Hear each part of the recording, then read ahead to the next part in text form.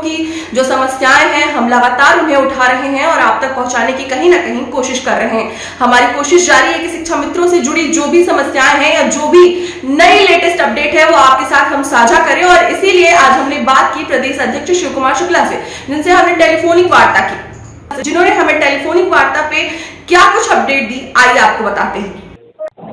हमारे channel vision TV पे आपको बहुत बहुत स्वागत है। आपको धन्यवाद।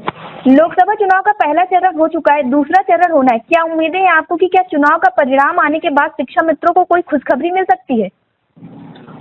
देखिए अंजलि जी कि चुनाव चरण में होते रहेंगे, चुनाव पूरा होगा, 4 जून को काउंटिंग होगी, तो आदर्श आचार संहिता इस समय प्रभावित है। इस समय हम लोग कोई बात तो कर नहीं रहे हैं। वही बात चुनाव के बाद की तो माननीय मुख्यमंत्री जी या संबंधित जितने लोगों से हम लोगों की मुलाकात हुई थी पिछले कार्यक्रम के दौरान, सभी लोगों ने ये कहा कि चुनाव के बाद आपकी प्रक्रिया या आपकी समस्या का समाधान किया जाएगा। तो हम लोग पूरी तरह से आश्वस्त भी हैं, आशान्वित भी हैं, और सरकार उत्तर प्रदेश सरकार से उम्मीद भी रखते हैं कि चुनाव के बाद निश्चित रूप से हम लोगों का काम होगा और सफलता मिलेगी। जी, आप लोगों ने तृतीय निर्वाचन अधिकारी बनाए जाने का विरोध किया था और आप लोगों की बातें मानी भी गई, इस पर क्या कुछ कहना चाहेंगे आप?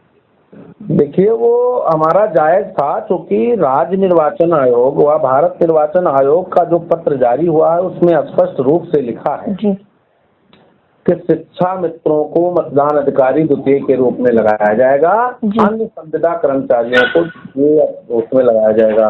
तो मैंने वही बात की है जो सरकार का और चुनाव आयोग का गाइडलाइन था, उस पर हमने संबंधित प्रशासन से अपनी बात कही और जनपद में हमारे जो है श्रीमान जिलाधिकारी महोदय द्वारा तत्काल प्रभाव से संज्ञान लेकर के उसको हटा दिया गया और द्वितीय मतदान अधिकारी के रूप में ड्यूटी लगाई गई है।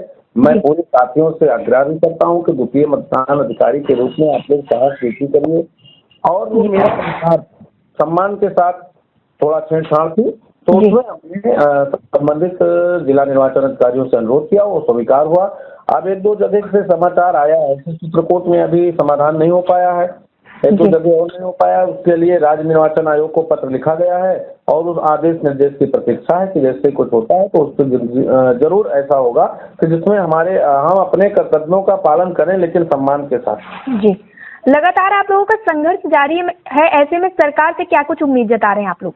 अब मैंने बोला ना कि सरकार से तो पूरी उम्मीद है, सरकार सबकी होती है और सरकार से ही सभी मांग कर सकते हैं, सरकार से ही सभी उम्मीद रख सकते हैं। तो मैं भी सरकार से उम्मीद रखता हूं और चाहता हूं कि चुनाव संपन्न होने के बाद हम सबकी समस्याओं का पूर्णतः समाधान हो और सब लोग जो है, क्योंकि अब जिम्मेदारियां बढ़ गई हैं, लोगों के पास बहुत खर्च हो गए हैं और तमाम लोग आर्थिक रूप से टूटे हुए हैं। तो सरकार की जिम्मेदारी है कि अपने बच्चों को, अपने कर्मचारियों को पूरी तरह से जो है उसका लाभ प्रदान करें और निश्चित रूप से उम्मीद भी है कि हो जाएगा।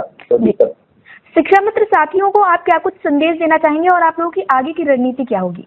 देखिए हमारी रणनीति क्या है, अभी तो चुनाव चल रहा है, चुनाव के बाद रणनीति का खुलासा होगा। और रही बात संदेश का, तो संदेश है कि अपने अधिकारों का हनन कहीं भी होने ना पाए, उसके लिए आप जागरूक रहें और सभी शिक्षा मित्र साथी सरकार के द्वारा दिए गए दायित्वों का और निर्वहन अपने कर्तव्यों के पालन के साथ करते रहें। यही हम सबका दायित्व है और निश्चित रूप से हम करते हैं, क्योंकि कर्मचारी सरकार का होता है और सरकार के आदेश निर्देश का पालन होता है।